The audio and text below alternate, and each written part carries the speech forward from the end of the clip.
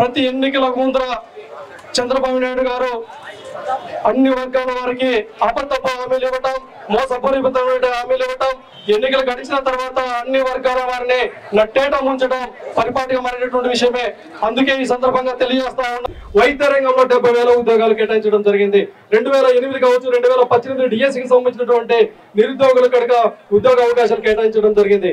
ఈ ముఖ్యమంత్రి చంద్రబాబు నాయుడు గారు వచ్చిన వెంటనే దాదాపు 2,60,000కు పైగా ఉన్నటువంటి వాలంటీర్ల వ్యవస్థను తొలగించడంతో పాటు అదే విధంగా బియ్యం సరఫరా చేసేటటువంటి దాదాపు 20,000 మందిని, అదేవిధంగా బేవరేజ్ కార్పొరేషన్ లో పనిచేసేటటువంటి 15,000 మందికి పైగా దాదాపు 3 లక్షల మందికి పైగా ఉద్యోగులు ఈ సంవత్సర కాలంలోనే వారి యొక్క జీవితాలను చెలగాటమాడుతున్నారంటే ఎటువంటి ముఖ్యమంత్రి అవసరమా అనేసి ఈ సందర్భంగా మనం అందరూ ప్రశ్నించుకోవాల్సిన సందర్భం ఉంది. అందుకే భవిష్యత్తులో యువత తరపున నిరుద్యోగుల పక్షాన పోరాటం చేసేటటువంటి ఏకైక పార్టీ వైఎస్ఆర్ కాంగ్రెస్ పార్టీ అని తెలియజేస్తూ, వైఎస్ఆర్ కాంగ్రెస్ పార్టీ ఎప్పటికీ ప్రజల గుండెల్లో చిరస్థాయిగా నిలిచిపోతుంది.